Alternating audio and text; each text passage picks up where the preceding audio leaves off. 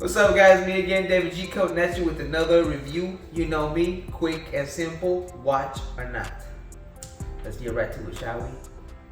Alright guys, so today I'm coming at you with the movie review that you can find on Disney Plus, and it is called Pinocchio.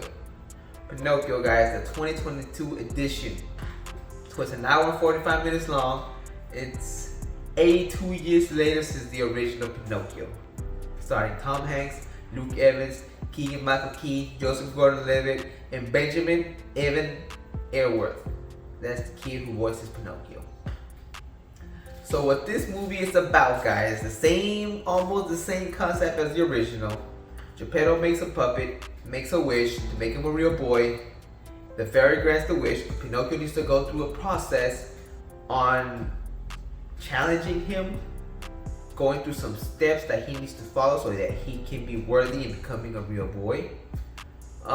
He also has a conscience right on his side so he can be directed to the right path, know from right from wrong, named Jiminy Cricket. A little insect, bro. A little insect this big. And yeah, he goes through this process, this whole adventure that he gets to be curious, and you know, Jiminy Cricket on his side, he's on his ass all the time, and Pinocchio makes the wrong choice, goes on to here, he does this, and it's just Jiminy Cricket right behind him, trying to fix it. But sometimes he also wants him to learn himself that he needs to know consciously. You know what I'm saying? By himself. You know what I mean.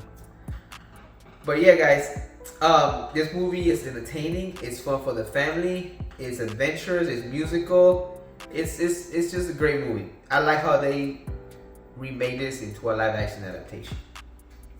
But I rate this movie a 3 out of 5. It's a 50-50, guys. It's on y'all to watch. Now, overall, it has a great cast. I love it. I love the cast. I love how they made it for live adaptation, like I said.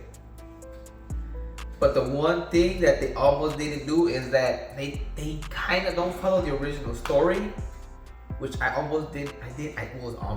didn't like. But they also added on to the story, which I did like. Like we get to see a little bit of a background to Geppetto. We get to see why he's building the puppet. We get to see why he builds clocks. We get to skip just a little bit of his path, and I love that add-on to him because we get to know him more.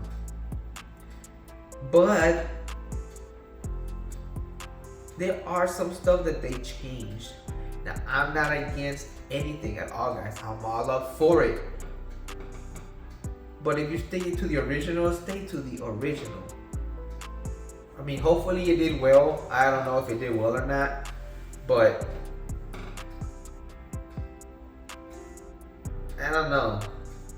If you've seen it already, you know what I'm talking about.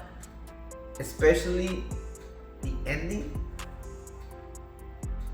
I can't stop thinking about the ending. That's why it's a 3 out of 5. I'm staying silent because no spoilers here, guys. I ain't trying to spoil anything. I want y'all to see for yourself if y'all want to see it. But I'm trying to see if you're interested or not because it doesn't follow the original concept fully. It goes through it. You get the musical. You get him making mistakes. You know, you get him going to the theme park. It is nice to see a live action adaptation of it, but it needs to follow the original story. And it didn't do well for me. My opinion, my judgment. You guys can judge it for yourself. That's why I said it's 50-50 because I did enjoy watching it, but at the same time, I was mad at some reasons. But it's up to y'all. It is up to y'all, guys. I understand the change they did, which was drug and alcohol, because in the cartoon version, they had drug and alcohol, man. That was crazy. And here they changed the stuff, you know. Of course, they ain't gonna show none of that, but it was an okay change. But interesting fact about this, guys. I mean, I don't know if it's interesting enough for y'all, but I try to find a good one. Sometimes they don't have enough. Some of them they're just crappy. But I did find this interesting fact that while you're watching Geppetto in his workshop, in his house, you know how he has clocks everywhere in his house, I guess.